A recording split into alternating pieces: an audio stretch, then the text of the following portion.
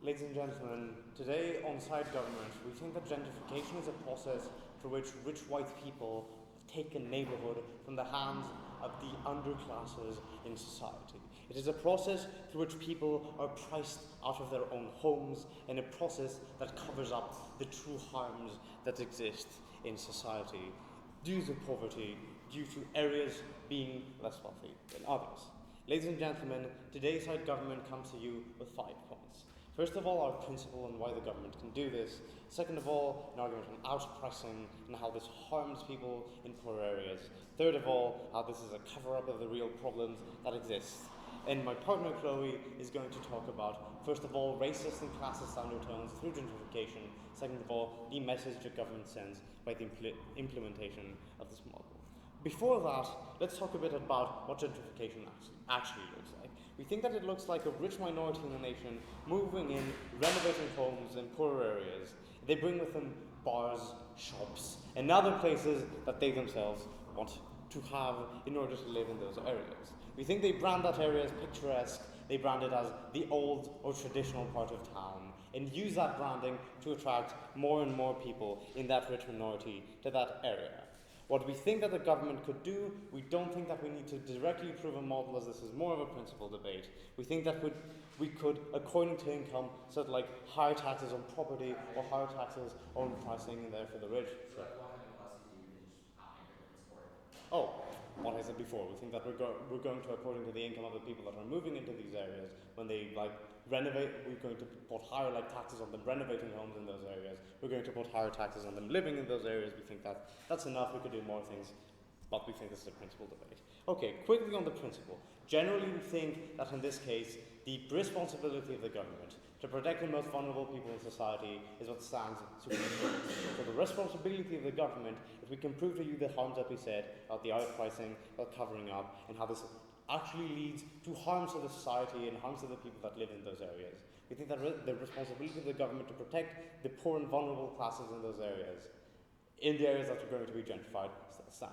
We think that in ghettos in the United States of America, we think that in lower class places, or the banlieue in Paris, or lower class places in London, we think in those kinds of areas, the people that live in them have much higher need for that kind of protection than the rich people that are going there. So on the balance of harm to the right to choose of these people going in and gentrifying those areas, we think it's much more important for the government to weigh the vulnerability of these people over any issues of choice. Why is that specifically? We think this gets clarified through our harms. One, outpricing. How does this work? Basically what happens is now shops and, first of all, we're going to have shops and general entertainment, as well as basic needs in those areas. Those prices are going to go up. Why? In terms of shops, we think that many shops are going to open and move in, that are going to have that kind of picturesque branding in those kinds of areas. The problem is that the marginal benefit, at least that they're going to try to prove that has in terms of income, doesn't really exist. Because those shops are created to cater to the rich minority that is moving into those areas. What this basically means is that it's going to outprice the poor. We think that in these kinds of situations, where they can raise the prices to the extent that they're going to raise the prices to the extent that they can, as in to cater to the rich minority moving in. And because it's not only the people moving in, right, it's the people that are going to be attracted by the new places opening there. We think that they're going to outprice it because the market of the rich, mostly white people that are going to move in there is much more viable than just the market of the poor people that lived in there before. So they're going to outprice them from their markets. We think this is problematic, first of all, in terms of basic needs, right? Because we're talking about shops that sell convenience items, health items. We're talking about shops that sell foods. If I have a Whole Foods in my area versus if I have a supermarket, a local supermarket in my area, we think that the first option is going to be much more pricey, and it's going to price out the rest out of the market, as well as basic taxes on housing, where more rich people renovate these houses. The government is going to see this as a reason to raise taxes on those kinds of houses in that area, thus outpricing the poor from that neighborhood. It's also basically about the luxury, right? It's about my feeling of security. The fact that I can go to my local cafe after a day's menial labor and find that kind of respite that right now I can't find because that sells luxury coffee from some random country for 15 euros. So, on this On the outpricing argument, what we think is that weighed against the marginal benefits that it might have for some income coming into the area, it's much more important that these people cannot find can't find basic needs, cannot find the respite that I talked to you before. What this means is that they either, no thank you, going to be forced to move out from these areas or going to stay there but have a way worse life, ladies and gentlemen. We think both of them in the balance that I said before prove that these people are vulnerable and prove the harms that come to them. So, covering it up. We think in this situation that things like schooling or policing in those areas is actually going to become worse because it's going to become easier for us to neglect them. Why? It comes with the branding of these areas, right? When you brand these areas as like cool or picturesque, that branding is basically clean branding. What does this mean? First of all, in terms of policing, ladies and gentlemen, the police now have a direct incentive to keep that area clean. Ergo, people that are homeless, people that are poor, no thank you, people that don't fit into the aesthetics that they want to implement in that area are going to be targeted by police forces in that area. But we also think that the fact that rich white people from those areas are going to still be sending their kids to private schools versus the rundown schools of those areas means that if I'm like a rich person and go to my government and say, I'm from area X that was like a really bad area or slum, that means that right now, that's going to cover up the real need for better education in those areas. So generally what we think is that because of that kind of branding over that area, because people are going to go in and not see something that is terrible that they need to fix, they're going to see the picturesque like bar or the picturesque shop. What we think is that police in those areas are still going to target minorities, they're still going to target homeless people, but the government has less of an incentive, and the people have less of an incentive to clearly pressure the government to bring change in these areas. What happens in the end is that over any marginal benefits that having that small kind of income in those areas brings, we think that people that are in those areas are not going to benefit at all from this. We think that this is a massive cover-up of the real problems and that the government has a principal obligation to support people that are poor in those areas. We are so proud to propose. Thank you.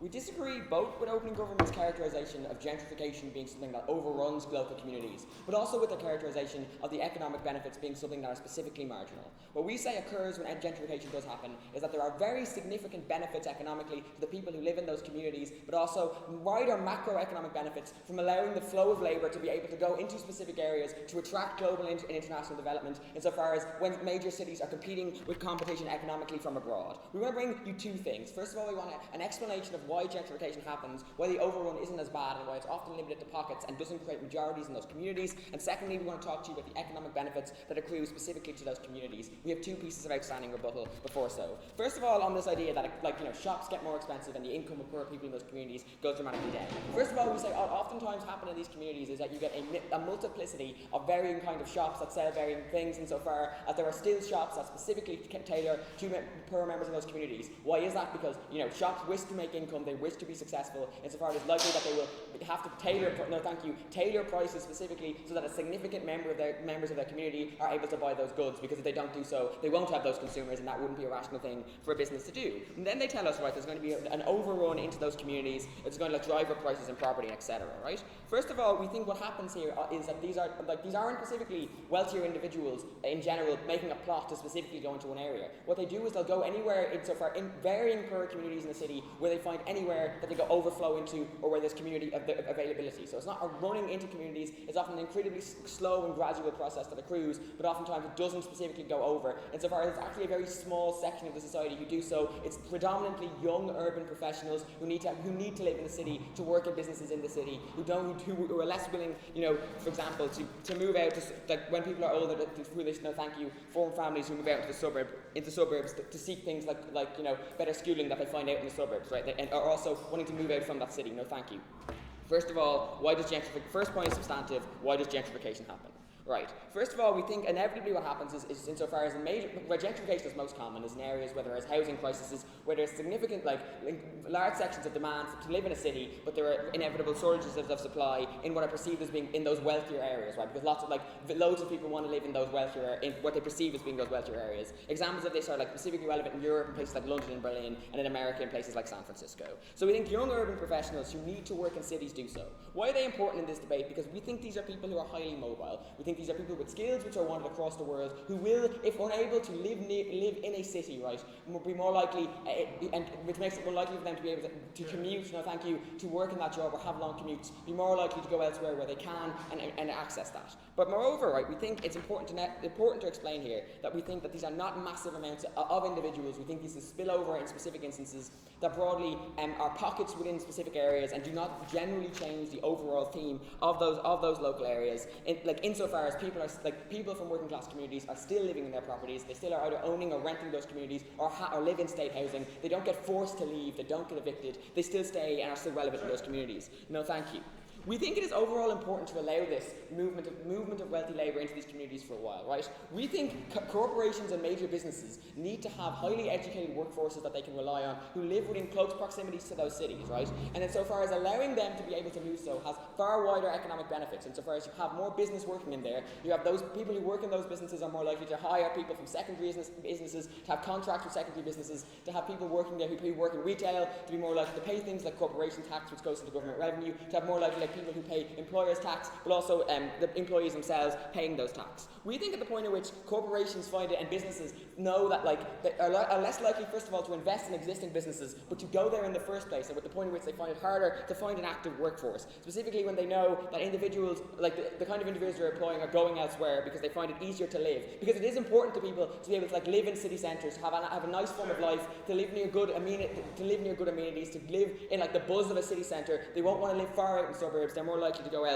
elsewhere. But really important to know as to why you need wealthy people living in the city centre, right, and as many of them as possible. It's because most municipalities and most local city governments have local city tax bases, right? Individuals do pay some agreement of the taxation to their local government. Why is that important? Because it's specifically important for the services that often the poorest people in these communities specifically uses. This means that you have these wealthy people funding things like local schools, like local hospitals, like community services, which are vital in keeping those communities clean and keeping people in them well educated, and keeping them safe with good policing. We think at the point at which you have less wealthy people living there, the tax base is less likely to do as well, and that is problematic. I will take back half if they have anything.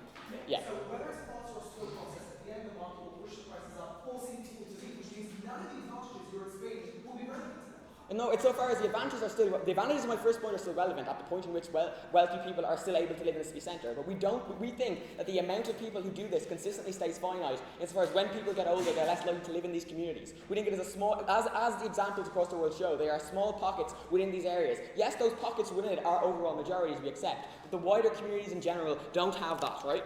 Secondly, the economic benefits on a micro level specifically to these areas, right? First of all, we say we get an influx of wealth insofar as you have more wealthy individuals. Inevitably, they make more incomes, inevitably they spend more of their disposable income, which means you increase consumer demands in those areas from that. Insofar as that means you have more demand for retail, people are more likely to go into shops, into local coffee shops. No, thank you. Insofar as people in these communities who are less educated and are more likely to work specifically in the service sector, that gets more employment. But more importantly, it gets a better form of employment. Why? Because these wealthier people are more likely to spend money on things like restaurants, and specifically you're more likely to get things like waiting jobs, like chef jobs, that pay specifically better than jobs do in shops. But moreover, you're more likely to want to have more industries because you have more kinds of shops opening to kind of cater for these different consumers. That means you get more shops. That means you get more things like more management jobs. More management jobs within those tend to pay more, but also you tend to get more niche shops inevitably, which also tend to take pride in doing things like paying their staff more, or insofar as offering that kind of services. But also for local businesses that already exist, you get more consumers in there in the first place who have higher incomes, who are more likely to consume the local things that work. Lastly, right, and really important to note, that when they introduce their policy, you have a massive net negative effect on the conditions of the property they already exist in. Because now landlords know that they can never sell their property to wealthier individuals. They have far less incentive, right, to make that property nicer, to improve that property, or to reinvest in any meaningful way in that property. What does that look like, right? It looks like per individuals who live in rental accommodation asking their landlord to do things like fix the shower, to fix the light, to paint the walls again. Landlords are less likely to do that at the point at which they know they can never resell that for a higher price. They're less likely to do so. In conclusion, panel, what we think inevitably happens is that gentrification gives better economic opportunities to some of the poorest people in society. It does things like encourage wider economic development into the city as a whole, but also into these local communities. We think it's incredibly important, and we think it is not having the overarching effects that open government would like to claim. Incredibly happy to oppose.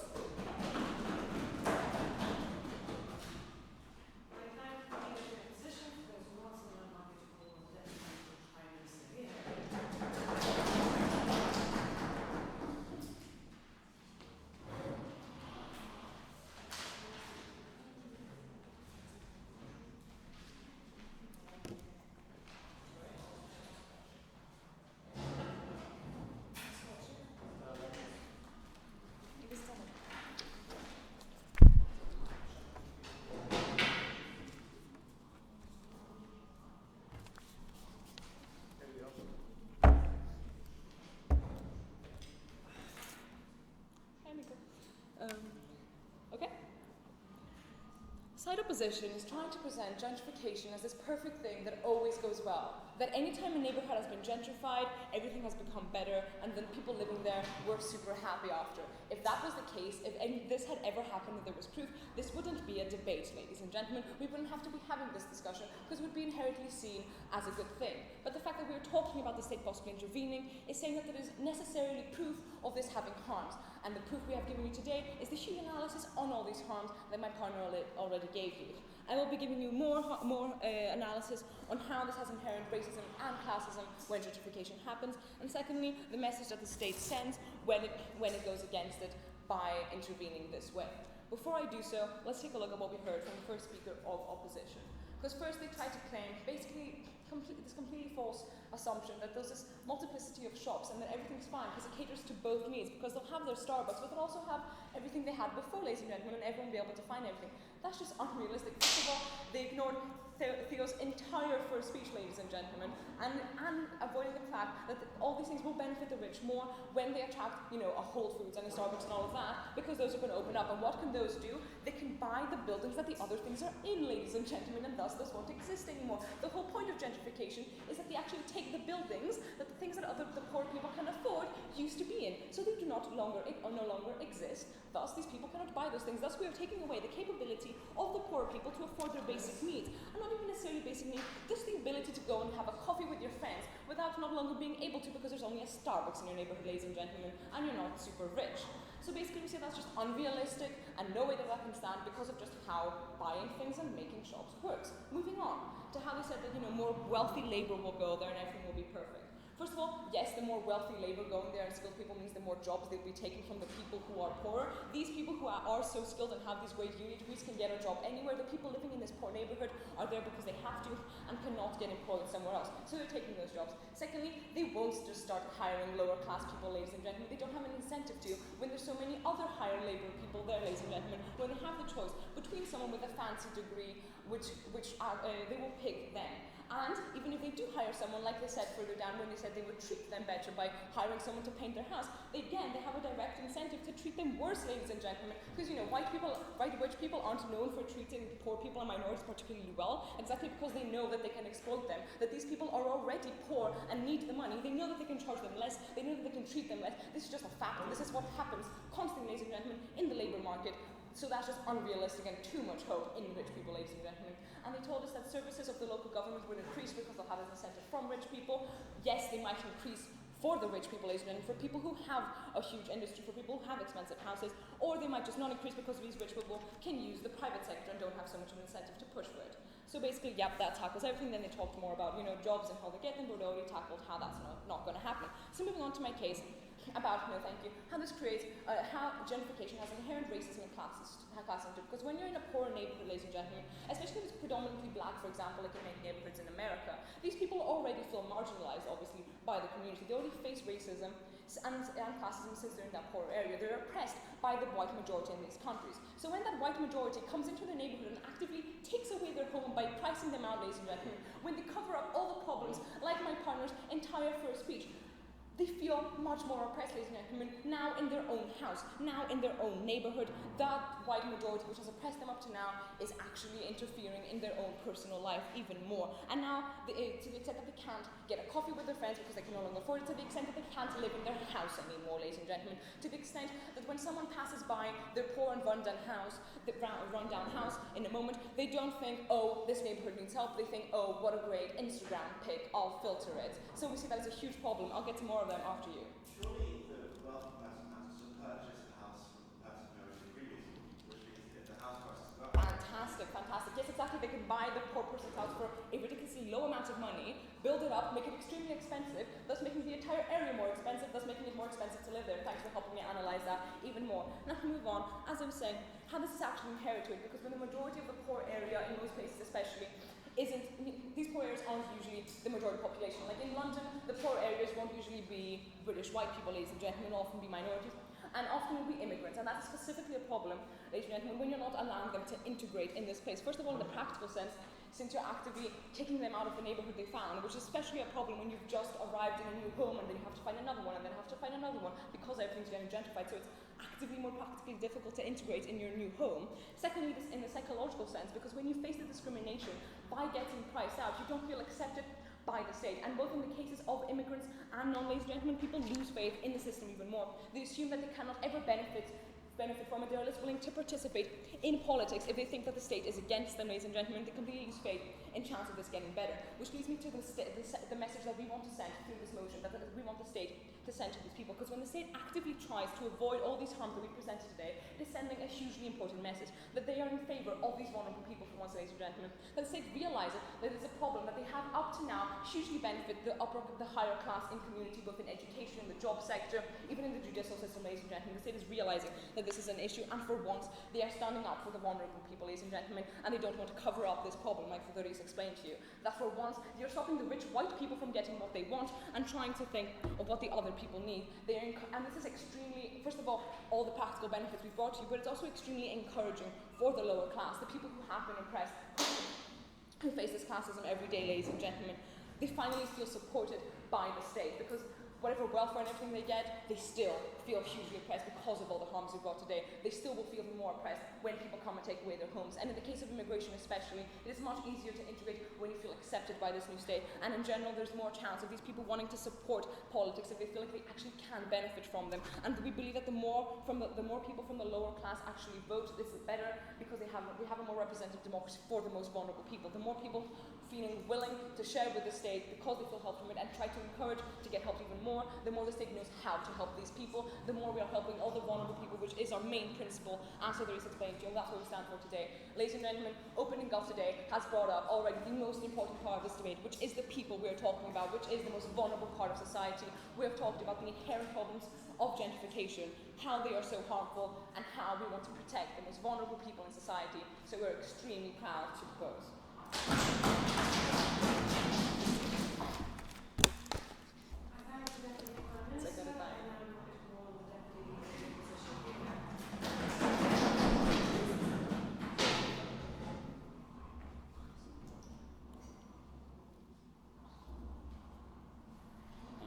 Okay, I'm going to look at two issues. I'm going to look at the macro large-scale economic effects. Secondly, I'm going to look at the small-scale microeconomic effects. Okay, getting right into it, right?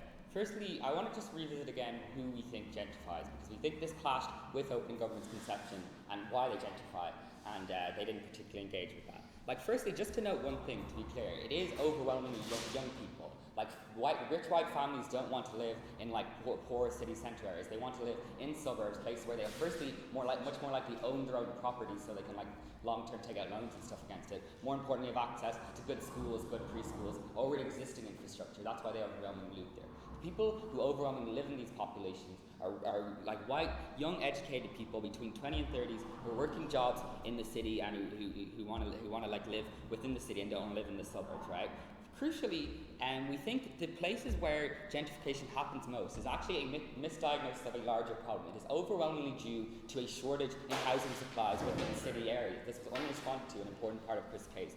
Factually, this is true. The main, the song New York played as the intro to tell you what this is about, New York's housing crisis, Similarly, San Francisco, similarly Berlin, where there are frequently protests, right? That is crucial, and it fits in with their analysis. Why? Because they tell you, these people who move there, they want things like fancy supermarket, fancy things. It's like money's not that much of an issue for them. They want access to these things. The reason they move, so it's somewhat confusing why they move to areas that don't already have those things in the first place. The reason they have to move to these areas, which don't have the type of amenities they want in the first place, is because they can't get a house to live anywhere else, because there's housing shortages. That's what makes them move into these areas, which again also they say they are likely in the first place to consider unsafe, right? That is why they move to these areas that seem otherwise against what their other wishes are. They overwhelmingly move there because of this, right?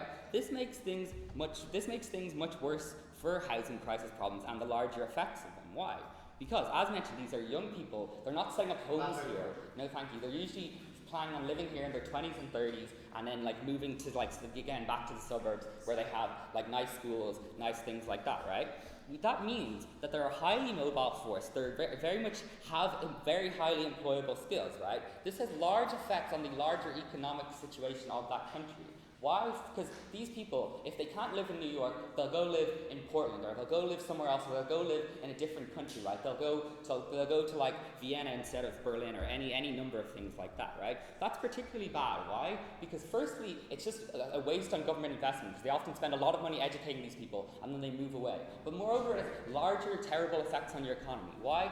Firstly, it massively deflates the incentive of business to generally set up there, because it deflates demand, because these people are some of like the people who spend the most within economies, right? But moreover, it massively disincentivizes companies and corporations to set up there, right? It massively disincentivizes anyone, I don't know, like PwC, like Google, anyone to ever set up a business within your city limits, because they're not sure if any people will be able to get houses there, because now they can't move into the cheap areas. So they set up somewhere where it doesn't have these laws, where they'll be able to access this well-educated workforce, right? See the way Google have threatened to move their offices out of Dublin, which also has a housing crisis, because they say that not enough graduates can afford to live there in the first place. That is detrimental to you, right? But it isn't just detrimental to these people who can't get work. So there's crushing effects on the overall economy. Why? Because firstly, we think there is just a chain of demand and employment which springs from these things, because these people need to buy things, they need to do things like that, and like they need to, like obviously then people need to work in shops and produce and manufacturing to sell things to them. Moreover though, many of these things also just need like low-level administration, like mailroom type things, where they hire uneducated people, but often these are much better employment opportunities than things like service industry work, and have much better prospects for future promotions, right? So we tell you it's damning, but also because it massively drains some of the largest payers into the government coffers of tax revenue, right? That means government has much less money overall to offer services. The response to this is to say government only offers services to rich people. Like, that's just factually incorrect. Like the government will just have less money to run things like buses, to run things like healthcare, things the poorest overwhelmingly rely on. Government will have less money for that on their side of the house, and the people who will suffer from that will be the poorest, right? And like whether that's on a local, a regional, or national government level, we think at all of those levels, those people will be taking in less tax revenue and less money to spend on crucial services. We point you to things, and I'll take back half in a second. Places like Detroit, like Baltimore, which after like white flight happened, which was obviously a different thing, but the same effect of much less tax revenue, the government's ability to offer services to its poorest absolutely collapsed to the extent that most African Americans didn't have access to drinking water, right? That sounds a lot worse than the type of harms they're bringing to us. We think those are detrimental things. They tell you we need to take care for the vulnerable, but they are harmed on both sides of the house and much worse on theirs. We'll take back up. Just so we're clear, increasing Google's income is important enough for you to continue screwing people who've been screwed by the government for their whole lives. We think having corporations like Google acting within your country is overall better, right? We think because, as I mentioned, they do chains of work and demand and employment, because they do things like that. Yeah, they're not perfect actors and they're not great, but we'd be losing, even if they don't pay full tax, we'd be losing a lot of tax revenue, a lot of employment if they weren't there. So comparatively, we prefer them. No, thank you. Okay, on to the microeconomic effects, right? We think opening government are massively inflate how this will happen, right? So firstly, because we think rarely that it happens that entire areas are taken over. And analysis mostly relies on that, because they tell you mostly there'll still be lots of poor people living there who now have no access to things. We think this is ridiculous, right? Because you know this happened in city areas. There's not like one cafe. There's like 8 cafes or something like that. It's clearly like just against any economic theory to say that like these will all compete for the same 20% market share, right? Like there's obviously at least least if everyone was doing that, one could realize they'd make more money by selling cheaper products at lower prices to the rest of the 50% or 60% of people. So we think there will be a multiplicity of things set up to cater for the different amounts of money, like similar things with supermarkets in particular, because poor people still, though they might buy slightly cheaper products, they still consume like as much food and stuff as other people. So there again is demand for supermarkets to set up, right? And moreover, they didn't respond to any of our analysis on living conditions, which is once landlords know that they can't flip this property onto a richer person, they'll stop doing things like investing in that property in the first place. So that, like, your living conditions get massively worse. They don't need good landlord reviews anymore because they don't think they can make too much money on their property. That means they do things like when your shower breaks, they just don't show up to fix your shower for like 6 months because it doesn't matter anymore because they can't start making much more money. Finally, on the stuff about police force will be much worse. Two responses on this. Firstly, we think white, like 20-year-olds actually don't have that much political sway with the police. That's more like families. But moreover, like they'll do some bad policies. They'll also probably start doing some good policies, like patrol there more often and actually stop crime as it happens. So at best, it's a wash, but we don't think it ends on that. Yeah, that's it.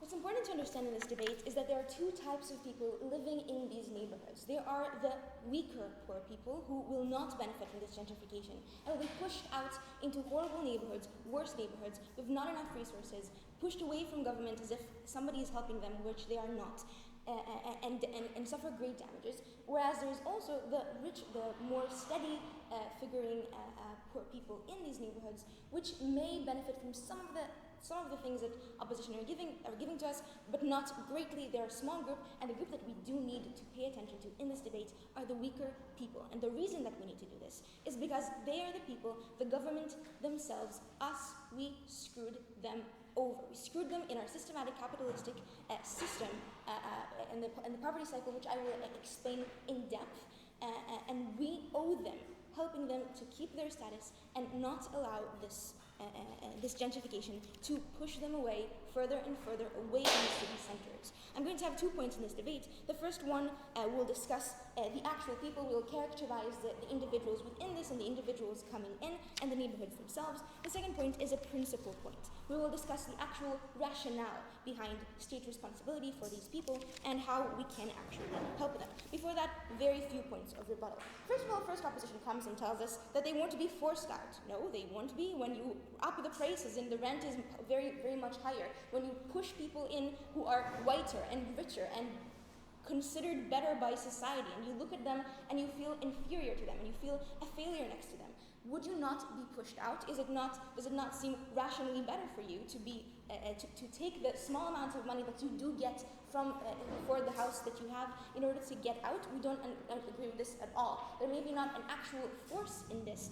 but the circumstances themselves do force them out. Additionally, because these people, they'll have more jobs now, they can cater for the rich and make things like that. And we say, first of all, this isn't worth as much money as you think it is worth. Secondly, the people that will be able to cater to the rich are these steady, higher scale, impoverished people who do have the skills to do it, who have the skills to work in the kitchen, who have some sort of education.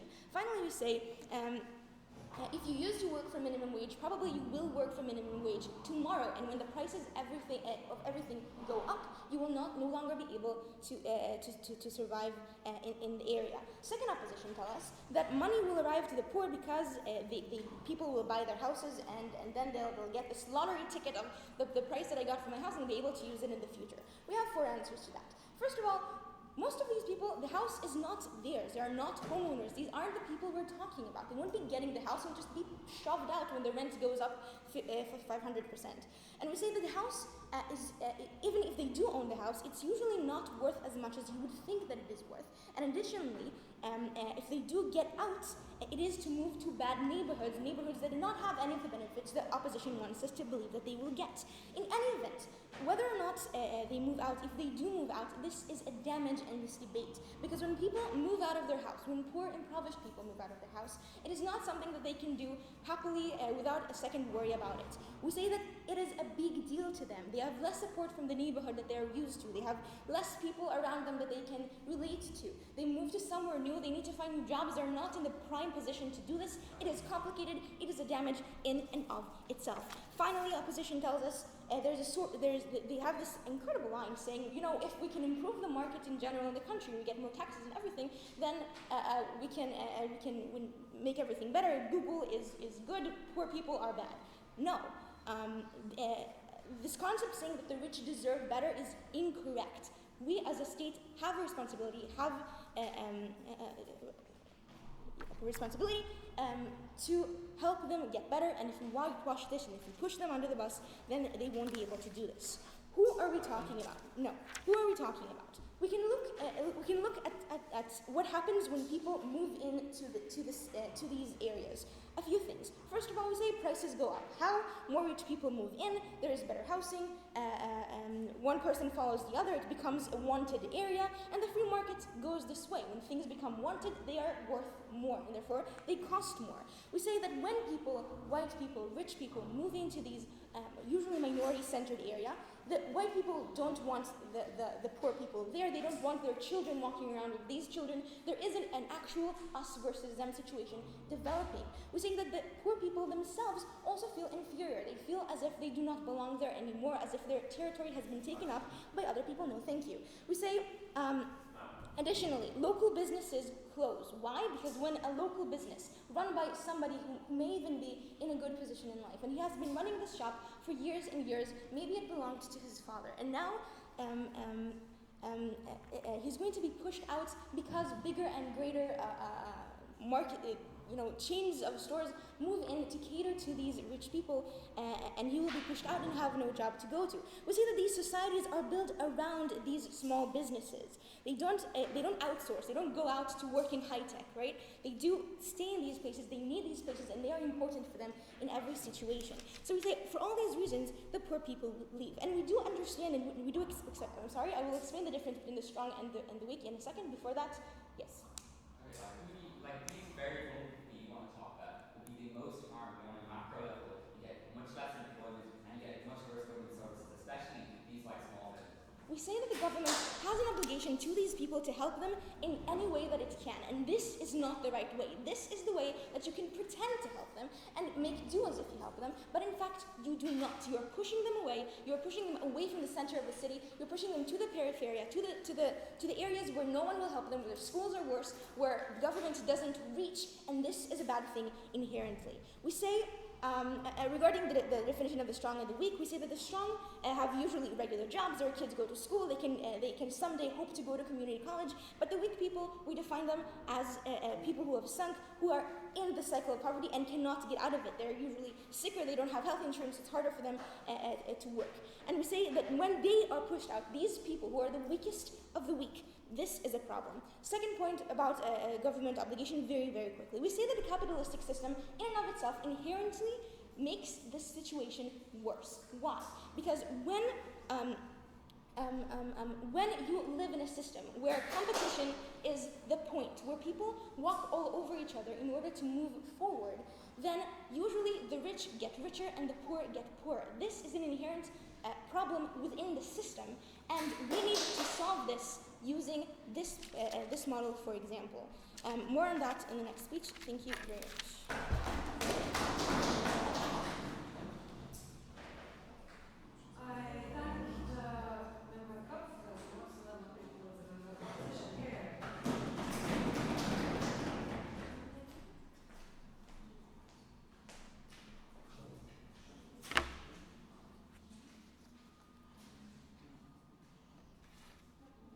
Before gentrification began in Harlem, the average life expectancy was 20 years lower than the surrounding New York communities. In the banlieues of France, crime rates are enormous. In Chinatown in New York, there is the highest population density out of anywhere within the United States of America. What side government has failed to do systematically in this debate is provide a comparative. That is, even if gentrification is problematic, they had to prove why the life for individuals after gentrification was still worse than the life that it was before. And that failure is why Prop Bench has lost this debate. Two things in the speech and then some rebuttal to the extension. Firstly, what is the actual comparative? Secondly, let's look at education. So, firstly, what is the comparative? Let's look at what these ethnic enclaves look like before they are gentrified. Four things I want to talk about. Firstly, the average life expectancy is often systematically lower due to poor access, due to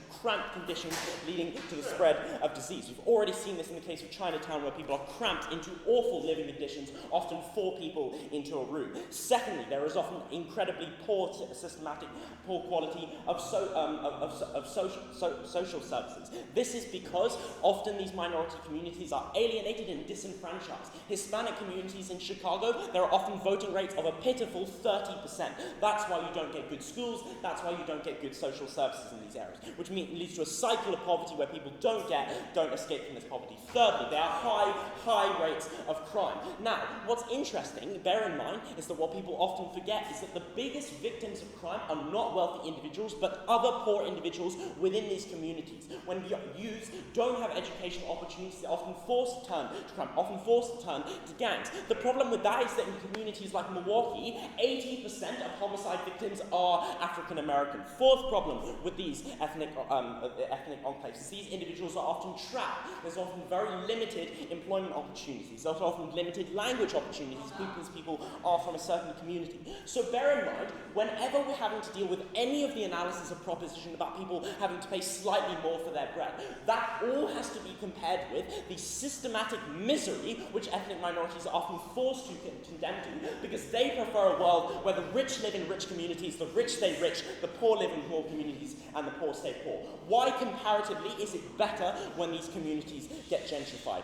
Firstly, it is simply a fact that house prices are pushed up when communities are gentrified. Now, the OG says in response to this, but rich individuals, what they do is they buy these houses very cheap and then they upgrade them. Yes, but poor individuals aren't stupid. As soon as they realize that lots of rich individuals are trying to live in their community say, I see what you're doing, I'm going to make you pay a lot more. Like, it's simple supply and demand. CG says, but they're renting these houses. That doesn't matter because they've already conceded in their case that often they own property, they own local shops, they own they own their kiosks. They can still sell those places. And bear in mind, if an individual wants to escape from the misery of a ghetto in one of these communities, they should have the right to do that. The government shouldn't trap them in these communities. Secondly, they tell us that prices push up and this pushes other individuals out. No, the only way this possibly makes sense is if every single poor individual leaves. As soon as there are some people from that community still there, there is still an incentive to have your Jamaican patty shop because there are still Jamaican individuals who want to have their patty every morning. That's why in Harlem it is not true that street art has been decimated. In fact, street art is flourishing in Harlem. Why? Because as they conceded in the PM case, people often go because of the culture, because of this mystique. That's great. The mystique and culture of Harlem is this amazing African American culture. People go there to buy the street art. That's more revenue in the hands of these artists. So on the comparative, poorer individuals are far more empowered on our side than on your side, where they're systematically trapped in these ghettos time and time again. No thank you. Second point of extension, education. This point, bear in mind, means that even if we accept that it becomes harder to buy whatever it is, your children and the ability of your children to empower themselves is infinitely improved. Why is it that when wealthy individuals move into poorer communities, the quality of education for everyone goes up? Before that, just deal with the preemptive rebuttal that came out of the PM. They said people will send their kids to private schools. Bear in mind that in the UK, only 7% of UK parents are able to afford private schools, and Germany and Western liberal democracies is less than 3 or 4%. So it's not realistic. Most people have to send their kids to their local areas. 3 reasons why the quality of education for everyone improves. Firstly, wealthier individuals tend to vote more. They tend to have more political capital, forcing the government to allocate more resources to school there. Secondly, they tend to have the privilege of spending more time to get politically active. They're often on things like local boards, meaning they do things like secretly channeling money towards their lovely Special Snowflakes school. Thirdly, they often have the free resources to buy a swimming pool or buy a library. Now, the great thing about that is because they're buying it obviously for their Special Snowflake, but on the comparative, Poor individuals also now have access to that library, whereas on the comparative, their side, what they support, wealthy individuals living in wealthy areas, poor individuals supporting in poor areas, all of those benefits exclusively go to wealthy kids. Why is education the most important argument in this debate? Firstly, because education is long-term. Every single problem that they have brought is in the short term in terms of me getting slightly less profit on a day-to-day basis. Most parents would jump at the opportunity to have their kid having the opportunity to jump the social ladder. Education is the number one factor which explains whether someone will have revenue in the future. Yes, closing. No, closing. Sorry. Why can't the government improve the schooling system? What you're doing is giving up on the neighborhoods that do not have gentrification because they can't, because they're not Okay. So firstly, not really fair if Prop Summary comes out with a new prop model from the last speech, but secondly, what I've already explained systematically is that there is never any incentive for governments to improve these areas. Why? Because 30% of Hispanics actually vote in Chicago. Listen to the analysis. So, why is education the most important? So firstly, I've talked about climbing up the social ladder. Secondly, education is the only way to create a tolerant and integrated society. That is, it's very hard to convince a 40-year-old diehard racist to start liking individuals who are not white. It is easy to convince a 6-year-old white person. Now, the easiest way to convince him is for him to have a Hispanic friend in school, for him to have a Chinese friend in school. That's why integration starts at education. So, finally, rebuttal to the extension they got. They talked about the people who are most harmed are poorest individuals who get pushed out of these communities. Two responses. Firstly, as I've already explained in my first point, they're often escaping these communities, and they have the right to escape these communities. They have a right to escape often the dismal living conditions. Even if they move into another poor area, they are still moving into another poor area with more economic resources that they've gained from selling their local kiosks. But secondly, as I've already explained, all of their analysis about local shops is contingent upon every single poor individual moving out of that community. As long as there is still a 20%, 25% Afro-Caribbean community, you are always going to be able to still sell to individuals. Those individuals still profit. I beg to propose. Opposed.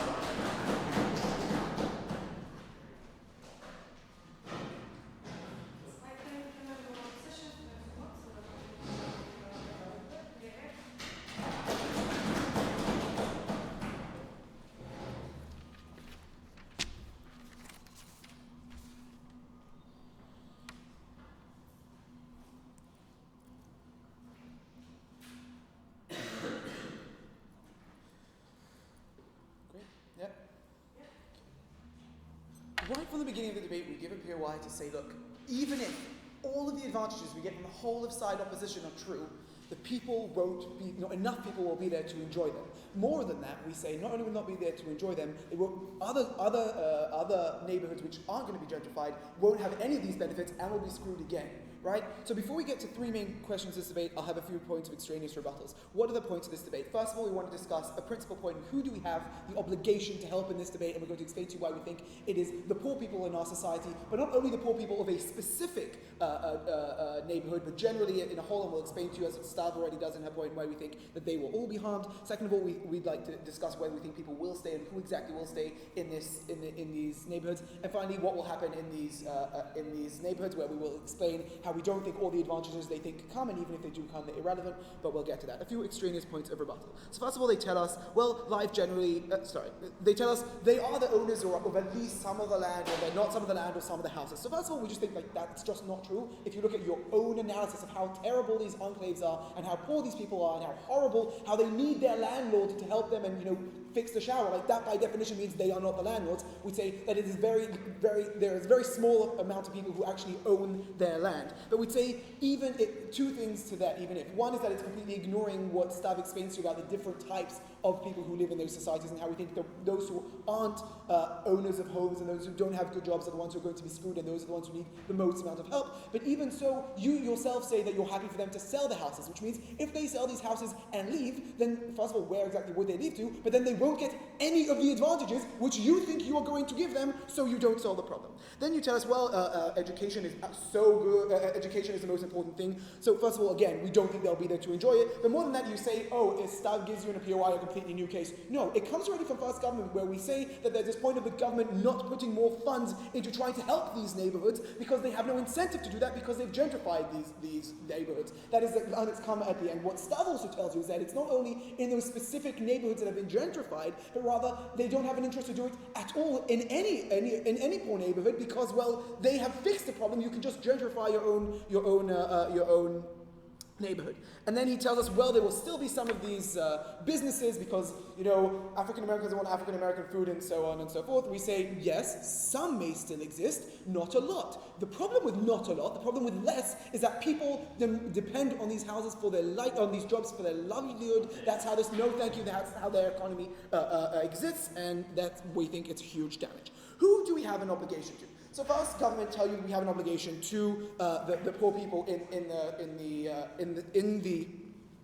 the neighborhood itself, with not much of an analysis, which Stubb then fills in for you. First, opposition say, well, actually, we have two obligations. One is to big companies like Google, or to no thank you, but generally to our economy as a whole. To that, we'd say, first of all, we don't think that they're more important, and we'll get to that. But second of all, let's explain to you why there are many cases in which, no thank you, there are things that could be beneficial to our economy, but we don't do them anyway because they are harmful. We see that by, banning slavery because we think that's a bad thing. We see that by breaking monopolies and not allowing them to take over other houses. We see that by having minimum wage. We see that by paying higher taxes on poor people. Many things that could help stimulate the economy, but we don't do them because they have a damage to specific people, as we've shown you. No thank you. What does Stubb bring to you here specifically? We tell you that we have an obligation to these poor people and disenfranchised people from our society for two main reasons. One, because we are the ones who brought them to that situation. We are the ones who have neglected their neighborhoods. We are the ones who have neglected their schools. We are the ones who have harmed them again and again and again. We said that from the beginning, from POIs as well. We say that is the basis of capitalism, and we say you can have a free market as long as you let us regulate it to make sure that people aren't screwed. So we'd say, one, that's a principal point. But we also say, no, thank you. We'd also say there's a point where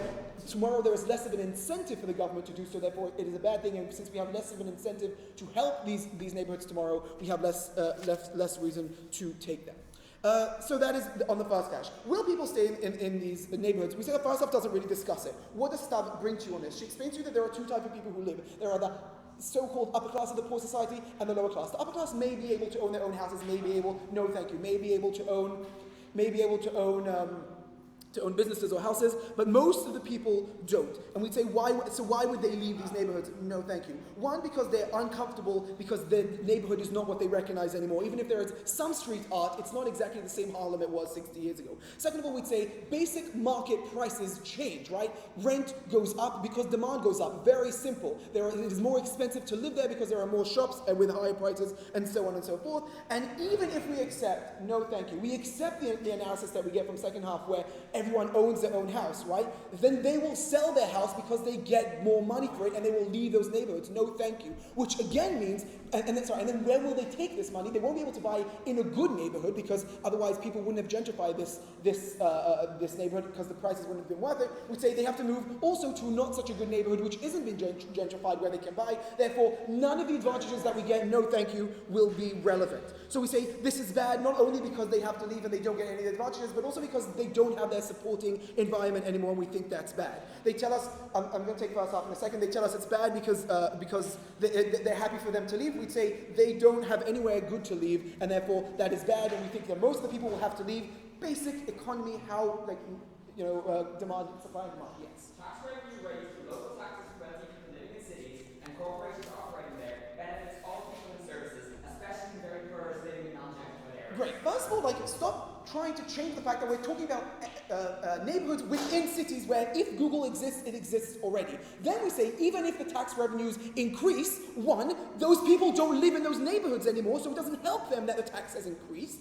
And second of all, even if it does, it's an extremely small amount of people, therefore, and then third of all, we say already that we don't have an obligation to the general public, but to specific public. What do we think that happens specifically within these neighborhoods? We'd say the first opposition kind of give us a bit of kind of disagree with themselves because they say on the one hand, it won't be such a big difference and therefore people will still want to live there. On the second hand, it will create such a big difference that no businesses will want to come in. We say that that's kind of in a contradiction, but even if it isn't, we think that the people won't be there to enjoy it. Stubb explained to you that the prices will go up, that small businesses will close, and that is the basis of the economy of these poor people. Opposition tried to give you this comparative, right? They say the only comparative that can be in this debate is the situation saying as terrible as it is today or tomorrow improving through gentrifying. We say to you that that's not a comparative. Stubb gives you a different comparative, which is letting the government fix the real problems in this neighborhood by changing education, by changing infrastructure, by making different laws relevant. What we tell you in this debate is that even if you buy everything that opposition says, they still lose because people won't be there to enjoy that. But we say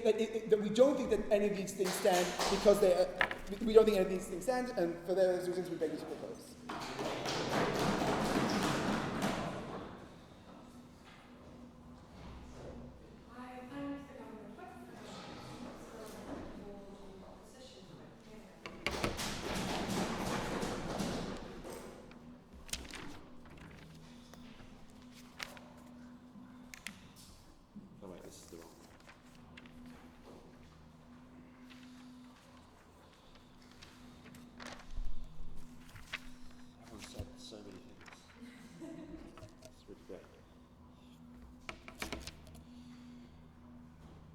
Okay, everyone agrees on every side of the house, there are two, that the important group in this debate are people who live in this area already, the poor individuals. So it's not fair for closed government to say, look, opening opposition cares more about Google. No, they don't. They care about the benefits that Google brings. It's not a fair characterization. So we all agree that we should help those people. Before I move on to which side, that comparative, helps these people best, I want to talk about closed government for a bit. The first is their solution is not mutually exclusive from our solution. We, as the government, or rather the opposition, can also do the education stuff that they want to do, as well as not actively not support gentrification. It's not clear why those things are mutually exclusive, and they have to give us a reason why they would be. But the second thing is it's bizarre to us why closing government insists these people should stay in their poor areas. I mean, they're not very nice, as Ren explained to you. They might want to leave those poor areas, but they can't because they're trapped by the systemic poverty that affects them. We give them an opportunity to move out of those areas, and that is a good thing. It's unfair for closed government to suggest that they should stay there because that's their culture and they belong there. It's a bizarre thing to talk about. Right, so let's talk about hurting people and helping people. First, rich people move in, buy the houses. Do the poor people get any money from it? There's been competing claims as whether they own houses. We think that, on balance, they probably own their properties more. Why? Bear in mind it's an assertion from closing government that they don't own them. But they're poor areas. They've been poor for a long time. So there's been no capital investment in there, and families often pass down properties to other people. Two, because there's been no capital investment, there are other people who are real estate moguls who go in and take these properties to sell them later because no one wants to live there. And three, because they are cheap houses, often it is quite easy for people who live there to purchase them and own them. Meaning, on balance, people are more likely to own their own houses. So, what happens when they move in? Opening government's contention was that, look, the cost of living goes up, the price of shops goes up, so on and so forth, and you can't do those things. The comparison here Ronan gives you is, one, you have more money because often these people own the properties and become landlords to wealthy individuals. So the sort of inner city people that opening often talk about often rent in houses of 3 or 4 owned by a working class landlord, and those can afford the cost of living too. Suppose the area does get more expensive, as it might be plausible, it probably does happen, we're not going to compete that it doesn't. Bear in mind that they can move out to different areas with the capital they do have, as Ronan explained to you. But the other thing is, the most important service we can talk about here is education on that comparison. And let's talk about education for a little. Because opening opposition, no thank you, focused about inner city areas and young professionals. But gentrification is the process of wealthy moving to poor areas. That's suburbs, that's seaside towns, that's Reading, which isn't very exciting, but was poor for a bit. And it's improving the education there. Why is that so important? Because why are these areas poor, panel? They are poor and expensive because there is systematic abuse of people and systematic poverty. They can't get jobs, they can't break out of the poverty loop they can do. But what can help them break out of poverty? Education can provide them with skills and connections. Going to school with middle-class people, unfortunately, means you're friends with middle-class people. That means that those people can help you get jobs and in the future. You have more skills and more abilities. Why then is education so improved on our side of the house? Well, some reasons that I have written down on a different piece of paper. One, they vote. This is so important. They vote in local council elections, they vote in wider council elections. That means there's more incentive for politicians and local councils to appeal to schools. Two, they have more free time on their hands. The PTA, which is usually a public teacher association, is really important for education because it means that local people can get involved with their school and help it. It means that if there are any problems with the school, They can help it and fix those problems. 3, they can write letters. I know it sounds silly, but writing letters is one of those things that wealthy people can do and poor people can't because they don't have the time. It's letters that check up on those education services and they keep and prevent them. 4, often they set up groups and places where they can study and learn. They're interested in the local library. These things happen to a different extent. 5, if an area is nicest to live in, teachers work there because teachers are exactly the sort of young professionals that we're talking about. Bear in mind that once a school becomes nice to work in, best teachers move in. That benefits all those people. Why is education a more important service than sort of like the medicine and so on and so forth? Because it's going to be really cliche about it being the gateway to success, but it is. And the reason the cliche exists is because it's true. And those things are so important for people. Right. What was the other? There were some other concerns that I wanted to talk about. Police and racism, that was something that the Open Government talked about. I think Ronan gave you lots of examples which Ronan really engaged with. I know it's popular in debates to be like, oh, it's arguing by examples. I mean, yeah, examples of what happened in the real world. We can't just be theoretical all the time. In places like Harlem, which are now 20% white and have been gentrified, the police force has changed slightly. The reason that it's changed, as Ronan explained to you, is because people are much more representative of their community, they vote, they're so forth, they're more engaged, and the police force is less of a disparity between us and them mentality. So we think that's much better for those people. I suppose the other claim was that rich people don't send their kids to local schools. I mean, private schools are really expensive. They're just, not everyone can afford them. So it's more likely you go to the local state comprehensive. That's why a lot of people move to particular areas. Also, as an area gentrifies, people stay there, so on and so forth. Yeah, hit me. Well, don't hit me, but say it. So when like rich white people pay the police and the boards of education, doesn't that mean that the harms of Chloe analyzed in her speech about integration and about like poor people, which you by the way ignored, go worse? The donations that might happen to your local headmaster don't trickle down to the relations on the playground because different children just play with each other, and that's much better an education in the classroom. Lastly, there's been this bizarre contention: is will people leave? Will people stay? Will they, spin around about? I missed the joke there. But the answer is maybe, and sometimes. Some people will leave, and some people will stay. For the people that leave, they will get more money, because Ronan explains to you, if more rich people start buying houses, the price of the houses goes up, and it means the house that you previously owned is worth more. Now, the contention in closing government is, look, they'll go to another poor area. There's just like a list of poor areas that they'll go to, and they'll just sort of go down the checklist until they get to the poorest one. But if they have more money, that's how property works, is you have the price of your property plus the extra money that you got from it. You can go to a wealthy area that you lived in beforehand, because that's what speculation is, that's how property prices work. It's a profit, and from profit comes success. And lastly, people that stay. The people that stay live in a nicer area. Yes, perhaps the groceries are more expensive. Yes, perhaps the coffee is more expensive, but they have better education for their children and can break out a cycle of poverty that has kept them oppressed for so long. Thank you.